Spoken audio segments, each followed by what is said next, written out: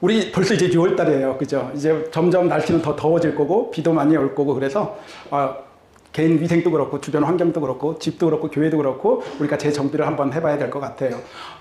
2, 3, 4, 5, 이렇게 4개월 동안에 우리가, 말씀 묵상의 유익에 대해서 여러분들과 말씀을 나눴잖아요. 그래서 여러분들이 지금은 기억은 안 나지만 나중에 어떤 말씀을 통해서 아니면 어느 목사님을 통해서 내 행동을 통해서 문득문득 기억이 날 거예요. 항상 말씀은 그렇게 생활 속에서 잊어버린 것 같지만 절대 잊어버린 게 아니라 내 기억 속 어딘가에 저장돼 있어요. 오늘 보면 말 주제가 본문이 뭐예요? 분향단이에요. 원래 이 성전의 재발견에서 12월 달, 1월 달에 이 성전의 재발견을 가다가 그냥 성경 통독 때문에 성경 이게 주제가 바뀌면서 4개월 동안 주춤했는데 이 성전의 재발견을 여러분들과 한번 정리를 하려고 합니다. 이번 주, 다음 주 이렇게 가겠죠. 예. 예전에 우리가 성전에 대해서 여러분들과 말씀을 나눌 때 맨 처음에 교회가 아담과 하와를 통한 부부교회가 있고 그 다음에 노아를 통한 가족교회가 구성이 되고 아담과 그 후손을 통해서 광야교회가 형성이 되고 그 다음 다윗 자손을 통한 민족교회가 형성이 되고 그 다음에 예수님이 오신 다음에 우리가 몸된 열방의 교회가 된 거예요. 그때 하나님이 광야 때 성막을 짓게 하시거든요. 그 성막 안에는 분명히 있어야 될 게 꼭 4가지가 있었어야 됐어요. 첫째는 뭐가 있어야 되냐면 언약궤가 있어야 되고 그 다음에 두 번째는 금초대가 있어야 됐고 세 번째는 분향단이 있어야 됐고 네 번째는 진설병이 있어야 됐다. 요 4개가 갖춰지지 않으면 하나님께서 성전이라고 인정이 안 되는 거예요. 예루살렘 성전이 솔로몬에 의해서 지어질 때도 요 4개는 꼭 있어야 하나님께서 성전이다라고 됩니다. 이 맨 처음에 있는 그 언약궤는 성막이 있으면 거기에 지성소 안에 저게 있고 지성소 밖 안에 이제 그 큰 천막이 휘막이 쫙 쳐지고 그 앞에 이제 옆에는 뭐죠? 금초대가 있고 가운데는 분향단이 있고 맞은편에는 진설병이 있어. 이게 의미하는 게 다 있다. 근데 오늘 본문에 보니까 너희가 몸된 교회래. 우리가 몸된 교회가 되려면 이 4가지가 우리 안에 구비되어 있지 않으면 교회로서 하나님께서 인정하지 않는다. 그러면 첫 번째 우리가 그때 언약궤는 무엇을 말하느냐? 말씀을 이야기한다고 했어요. 언약궤는 말씀. 그래서 우리 마음속에 말씀을 채우지 않으면 언약궤가 상실하는 거예요. 그래서 말씀을 채워야 돼요. 톨스토이가 그런 말을 했어요. 사람은 하나님이 없으면 무슨 일이든지 할 수가 있대요. 뭐 어떤 일이든지 할 수 있대요. 하나님이 안 계시면. 근데 하나님이 계시니까 할 거 못할 거 딱 구별이 되는 거예요. 하나님이 안 계실 때는 자기가 살인을 하고서도 구실을 찾는 거예요. 나는 그럴 수밖에 없었다. 근데 진리와 거짓이 딱 참과 거짓이 가려지는 말씀이 딱 오니까 해야 될 거. 율법에 해야 될 게 248가지가 있었고 하지 말라가 365가지에 딱 그걸 정해놓으니까 그걸 비추어서 죄구나 아니구나를 알 수가 있었죠. 내 마음속에 말씀을 채워지지 않으면 요즘 현대 교회가 큰 문제점이 뭐냐면은 말씀으로 참과 거짓을 나누는 게 아니라 이게 잘 배운 사람이 했느냐 학술적이냐 아니냐 여기에 따진다는 거예요. 잘 배운 사람들이 이렇게 이야기를 하면 그렇다. 성경에 의해서 참과 거짓을 나누는 게 아니라 어느 박사님이 연구를 해봤더니 예수님은 신이 아니다. 삼위일체 이런 거 없다. 그러면 거기에 사람들이 현혹이 되는 거예요. 왜? 많이 배운 사람이 그런 소리를 했으니까. 그렇게 학술적으로 따라가는 요즘 신학이 그런 쪽으로 흘러가는 거에 대해서 조심해야 된다. 확 와닿는 말씀이에요. 그래서 우리가 분별을 하기 위해서 우리가 저번에 말씀에 대해서 이야기했지만 내 마음에 말씀을 채워지지 않으면 참과 거짓을 나눌 수가 없다. 그래서 마음을 채워야 된다. 그 다음에 두 번째 금초대가 있어야 됐어요. 금초대는 생명의 빛을 상징하는 금초대거든요. 그 금초대는 신약 시대에 살고 있는 우리는 무엇을 의미하느냐? 성령의 조명하심을 이야기한다, 뜻한다. 종교개혁자 칼빈 선생님은 그랬어요. 이게 성령의 조명하심이 없으면 이 성경이 하나님 말씀이 하나님 말씀으로 안 들린대요. 하나님 말씀으로 들리려면 성령의 조명하심이 있어야 된다는 거예요. 우리가 성경이 이게 하나님 말씀으로 믿는 사람이 많을까요? 안 믿는 사람이 많을까요? 안 믿는 사람이 많죠, 이 세계에. 믿는 사람은 극소수예요. 극소수의 여러분들은 이걸 믿잖아요. 그러면 이건 성령의 조명하심이 있다는 거죠. 그리고 여러분들이 발걸음 이곳에 인도하셨잖아요. 성령의 조명하심 속에 여러분들이 이곳에 발걸음 인도하신 줄 믿습니다. 그렇게 말씀을 통해서 우리가 알 수가 있거든요. 성령의 조명하심이 같이 있다면. 오늘 세 번째 이 분향단에서 이야기를 하려고 그래요. 분향단. 이 분향단. 제사장들은 성전 그 안에 딱 들어가면 그 성전 속에 들어가서 여기는 지성소 전에 성소에 딱 들어가면 정면에 바로 이 분향단이 있어요. 이 분향단 향이 막 피어올려야 돼요. 이 향이 하나님께 연락될 수 있도록 꺼지지 않도록 계속 향을 지핍니다. 왜? 이 사람의 이 정성과 마음을 하나님 받아주세요 하고 정성스럽게 하죠. 이 향이 무엇을 뜻하는지 사도 요한이 아주 쉽게 설명을 해주고 있어요. 요한계시록 5장 8절 말씀이죠. 5장 8절 말씀, 우리 빨간 거는 조금 크게 읽어주세요. 우리 시작. 그 두루마리를 취하심에 내 생물과 20세 장로들이 그 어린 양 앞에 엎드려 각각 검은 고와 향이 가득한 금 대접을 가졌으니 이 향은 성도의 기도들이라. 아멘. 향은 뭐라고요? 기도예요, 기도. 예. 오늘날 향이 이제 곧 이게 기도인데, 이 기도가 얼마나 중요한지 여기에서 딱 나오는 게 향은 성도의 기도들이다. 예. 성도는 단수예요. 그리고 기도는 복수예요. 성도의 기도가 아니라 성도의 기도들이에요. 이영기 목사가 기도를 하는 게 아니라 기도들을 해야 되는 거예요. 여러분들이 기도들을 해야지 향이 되는 거지, 기도만 했을 때는 향이 가다가 꺼진다는 거죠. 이게 기도가 내 생활화가 돼야 된다. 체질이 돼야 된다. 기도가 체질이 되지 않고 단지 내가 필요할 때만 딱 단발성으로 드리는 기도는 향이 될 수가 없다. 그래서 기도가 내 생활의 체질이 될 수 있게끔 우리는 항상 성령님한테 간구해야 된다. 이게 내 힘으로 또 되는 것도 아니거든요. 2000년 전에 예수님이 유대인들이 기도하는 걸 봐도 참 답답했어요. 이 친구들이 보면 마태복음 6장 8절인가요? 아니 맞네요. 마태복음 6장 8절 말씀에 보면 그러므로 그들이 본받지 말라. 뭘 본받지 마라? 이방인들의 중언부언하는 거 본받지 말래요.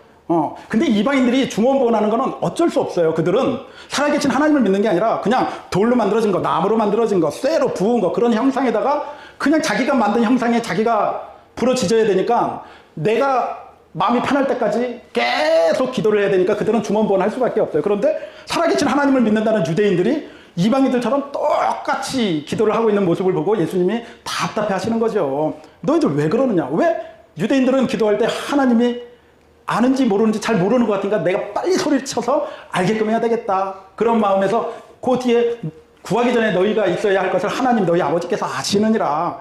예, 분명히 하나님께서 아시느니라. 이걸 분명히 하나님께서 아시는데 왜 유대인들은 그렇게 중언부언하며 기도를 했을까? 거기에 답답해서 예수님께서 책망하신 말씀이죠. 우리를 창조하신 하나님께서 우리의 먹고 마시고 그런 거에 준비가 안 돼 있겠느냐? 너희 아버지 너희가 먹고 사는 거에 대해서는 다 아셔. 우리는 왜 그런 거에 계속 집착만 하고 거기에서 기도만 하고 있다는 거예요. 우리는 이 기도를 뛰어넘어야 된다는 거예요. 하나님 아버지께서 다 아신다. 이 기도는 1분이면 끝나요. 어차피 하나님께서 다 아시는데 기도가 뭐 필요가 있겠어요. 나 필요한 거 다 알고. 그러면 하나님이 알아서 줄 건 줄 거고 안 줄 건 안 줄 거고. 그러면 기도의 내용은 우리는 간단하게 1분이면 끝나는 거죠. 하나님 다 아시죠? 주시려면 주시고 말라면 마시고 알아서 하십시오. 딱 1분이면 끝납니다. 근데 우리는 이 기도를 뛰어넘어야 되는 거예요. 그 뛰어넘는 그 기도가 우리 한번 사도행전 9장에 보면은요.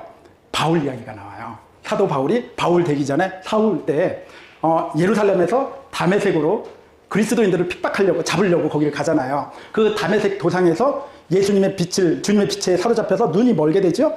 그죠? 눈이 멀어서 이 사람이 다른 사람의 손에 이끌려서 유다라는 사람의 집에 거하게 됩니다. 그때 주님께서 주님의 종 아나니아에게 나타나셔서 아나니아야 너 저기 다메섹에 가면 유다라는 집이 있는데 거기에 사울이라는 애가 있어. 너 거기서 안수해줘. 저가 지금 기도하고 있는 중이다 라고 말씀을 하세요. 주님을 만난 그가 거기서 기도하고 있대. 어떤 기도를 했을까요? 당신이 그리스도인 거 내가 몰랐습니다. 나 정말 죄송합니다. 이제 당신이 그리스도인 거 이제 알았습니다. 이제 로또 1등 번호 좀 가르쳐 주십시오. 그런 기도를 할까요? 나 성공하고 싶습니다. 출세하고 싶습니다. 잘 먹고 잘 살게 해주세요. 그런 기도를 할까요, 바울이? 바울은 그런 기도 안 했을 것 같아요. 그죠? 바울은 거기에서 주님에 딱 왔을 때 진짜 간절한 회개가 나왔을 것 같아요. 내가 핍박한 그이가 정말 메시아였다는 게 놀랍고 내가 그걸 몰라봤다는 거에 대한 굉장히 죄책감과 그 다음에 내가 이걸 알았으니 내가 어떻게 살아야 될 건가? 내가 어떤 길을 가야 될 건가? 거기에 대해서 고민을 되게 많이 했을 것 같아요. 거기에서 내가 앞으로 새롭게 나아갈 방향에 대해서 기도가 나왔을 거라는 거예요. 그러니까 우리의 기도는 하나님께서 다 아시느니라 여기서 뛰어넘는 기도는 새로운 길을 우리는 찾아야 되는 거예요. 예수가 구속해 주라는 걸 믿었으면 거기에 맞는 기도를 해야 된다는 거죠. 저기에 보면은요, 사도행전 9장, 고린도후서 5장 17절에 나오죠. 그런즉 누구든지 그리스도 안에 있으면 새로운 피조물이라 이전 것은 지나갔으니 보라 새 것이 되었도다. 이런 고백이 왜 나올 수 있겠어요? 바울은 주님을 만났거든요. 주님을 만났기 때문에 예전 것은 다 버려버리고 나는 주님 안에 새로운 피조물이 됐다. 나는 그래서 새로운 사람으로 살 것이다. 새로운 복음 전도자로 살 것이다. 이런 고백이 나올 수밖에 없었죠. 그리고 사도행전 8장에 넘어가면은요. 마술사 시몬 이야기가 나와요. 마술사 시몬 이야기가. 그 빌립집사 기억나십니까? 빌립집사? 그 이디오피아의 그 내시가 그 세례받았던 그 세례 준 사람 빌립이에요. 그 빌립에 의해서 사마리아 지방에, 사마리 지역에 복음이 전파됩니다. 이 소리를 듣고 베드로가 가서 복음을 전해요. 그리고 안수를 해요. 성령님이 임하니까 난리가 난 거예요. 그랬더니 이거 돈 되겠거든요. 마술사 시몬이 그때 베드로에게 아야, 이게 당신 내가 돈 얼마든지 줄 테니까 당신 그 기술 좀 나한테 가르쳐줘라. 그 스킬 좀 나한테 가르쳐줘라. 내가 돈 얼마든지 줄 테니까 그때 베드로가 야, 너는 하나님의 선물을 돈을 주고 살려고 그러느냐? 내 은과 네가 같이 멸망한다. 그렇게 책망하면서 그 다음에 권유를 하죠. 기도하라고. 바로 8장 22절 말씀이에요. 우리 같이 읽어볼까요? 그러므로 너의 이 악함을 회개하고 주께 기도하라. 혹 마음에 품은 것을 다하여 주시리라. 예, 주께 기도하라.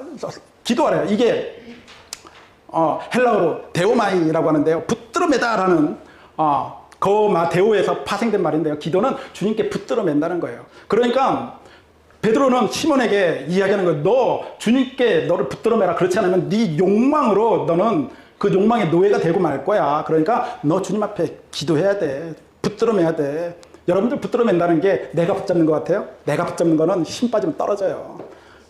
내가 붙잡는 게 하나님이 붙잡고 있다는 것을 믿으면 되는 거예요. 붙잡고 있다는 것을. 어느 그런 유명한 예화 있잖아요.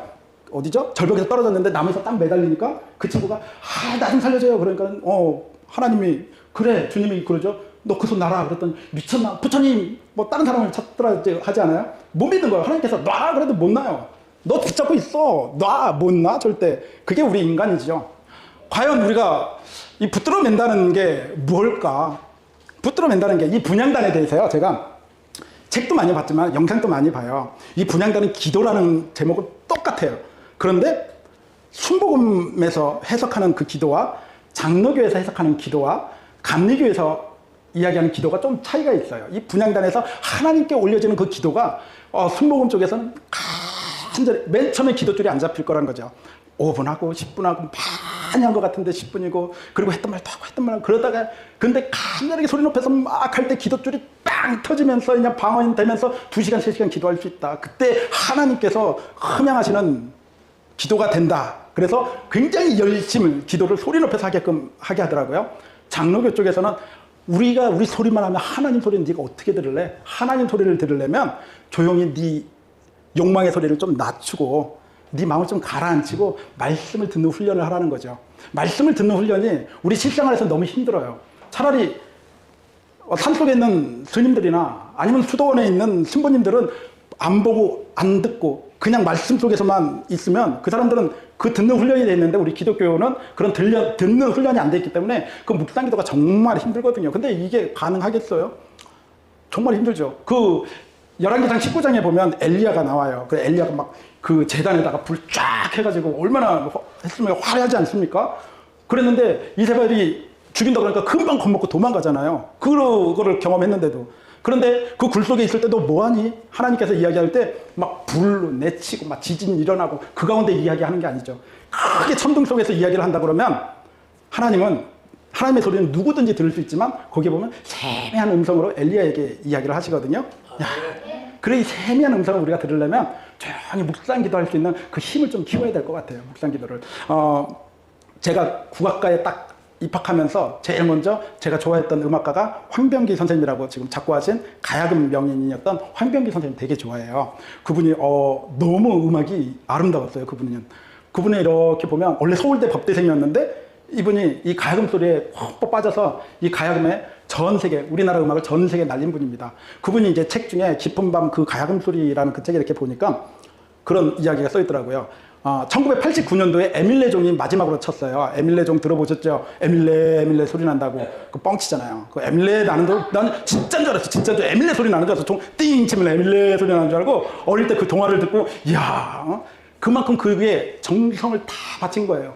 거기에 전 세계에서 이 여운이 가장 길대요. 근데 이 귀중한 이 유산이 계속 파손될 수 있으니까 1989년도까지 12월 30일 날 마지막 타종을 하고 이제 멈추겠다.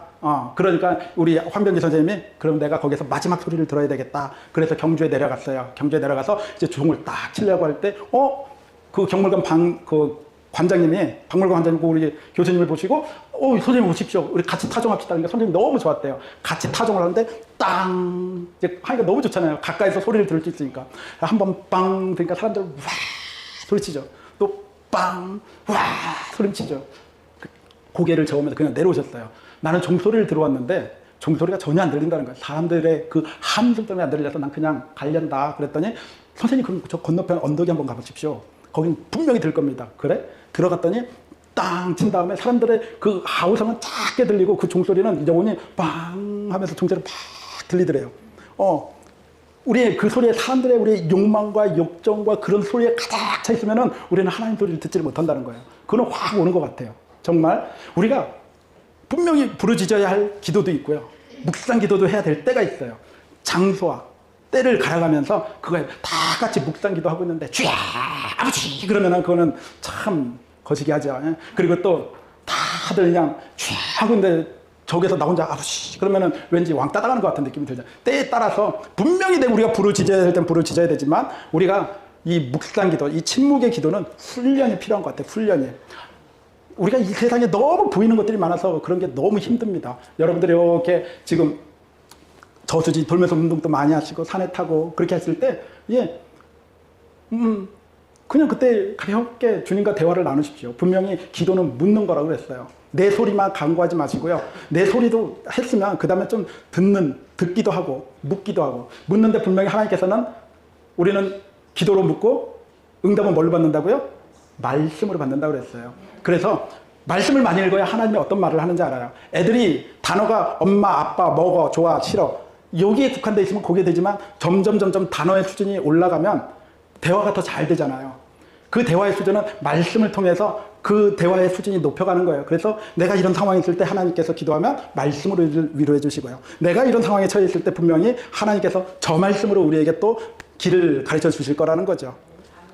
분향자는 그렇게 기도의 체질화가 돼야 된다.